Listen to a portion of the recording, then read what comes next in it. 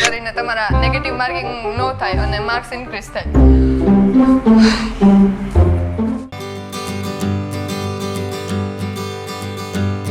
ચારવિકની જે students app હતી છેલ્લા 15 વર્ષના પીવાયક્યુ અમારે ક્યાંય બીજે ગોતવા જવા ન પડતા, એ અમને આ એપ્લિકેશનમાં મળી રહેતા અને 24 અવર્સની અંદર અમારે જે ટેસ્ટ લેવાતી એનું રિઝલ્ટ અને એનું એનાલિસિસ કે કેટલા ક્વેશ્ચન અમારા રોંગ છે, કેટલા કરેક્ટ છે, કેટલા નોટ અટેમ્પ્ટ છે, એ પ્રોપર અમને એપ થ્રુ મળી રહેતું. પીવાયક્યુની સિસ્ટમ સિવાય અમારી એપ્લિકેશનમાં ડીપીપી બધી એમાં અપલોડ થઈ જતી અને અમે લોકો એમાં જ ક્વેશ્ચન પ્રેક્ટિસ કરી શકતા અને ક્વેશ્ચનનું લેવલ પણ અમારે કેવું જોઈએ છે, ઇઝી, હાર્ડ, મીડિયમ, એ પ્રમાણે અમે એમાં ક્વેશ્ચન પ્રેક્ટિસ કરી શકતા અને એમાં અરાઉન્ડ 1 લાખ જેટલા ક્વેશ્ચન હતા કે જેને અમે મોબાઈલ યા તો લેપટોપ કે એમાં જ અમે લોકો પ્રેક્ટિસ કરી શકતા.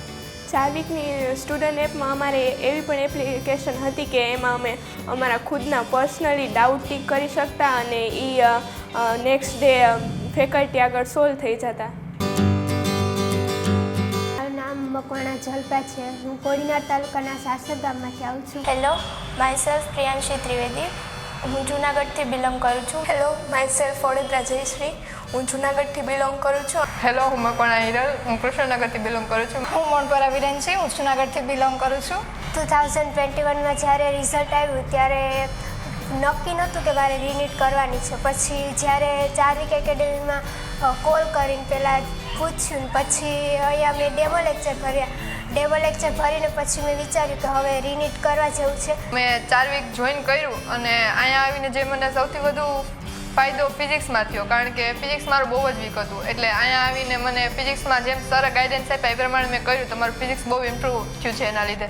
નીટનું રિઝલ્ટ જ્યારે આવ્યું હતું મારું ત્યારે મને એક ક્વેશ્ચન હતો કે રીનીટ કરવી કે શું કરવું આગળ.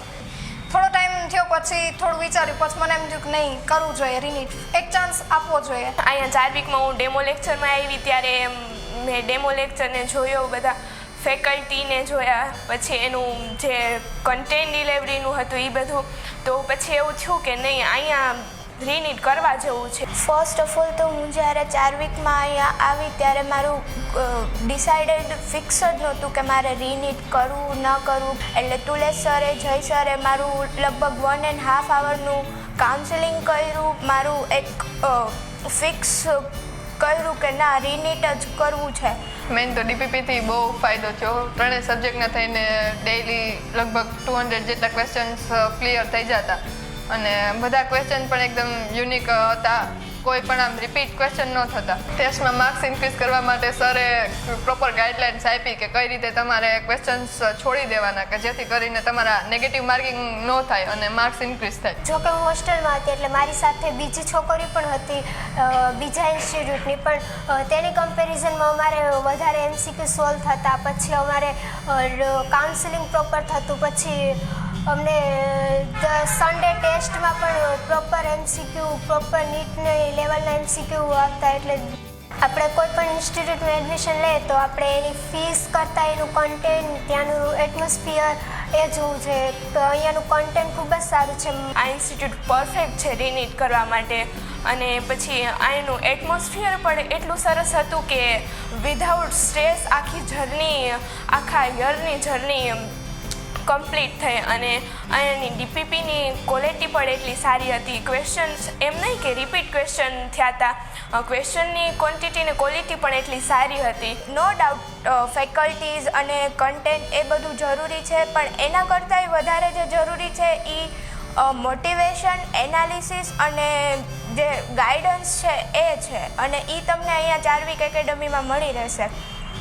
અમારે લોકોને આ જે જર્ની છે નીટની, એમાં ઘણીવાર ડીમોટિવેટ થશે, અપડાઉન થશે. તો જ્યારે અમે લોકોને થોડુંક લો ફીલ થતું, ડીમોટિવેટ ફીલ થતું, ત્યારે તુલેશ સર આવીને અમને મોટિવેટ કરતા. આખા યરમાં અમને લોકોને લગભગ 367 જેટલી ડીપીપીઝ આપવામાં આવી હતી અને એના ક્વેશ્ચન કાઉન્ટ કરીએ આપણે તો 22,000 થી 25,000 જેટલા ક્વેશ્ચન્સ અમે લોકોએ પ્રેક્ટિસ કરેલા. અને આ કોમ્પિટિટિવ એક્ઝામમાં સૌથી મોસ્ટ ઇમ્પોર્ટન્ટ ક્વેશ્ચન પ્રેક્ટિસ જ છે. અને જે 22,000 થી 25,000 ક્વેશ્ચન અમે પ્રેક્ટિસ કરેલા એ બધા એવું નહોતું કે રિપીટ થયેલા કે ક્યાંયથી ઓલા કરેલા. બધા ક્વેશ્ચન્સ યુનિક હતા.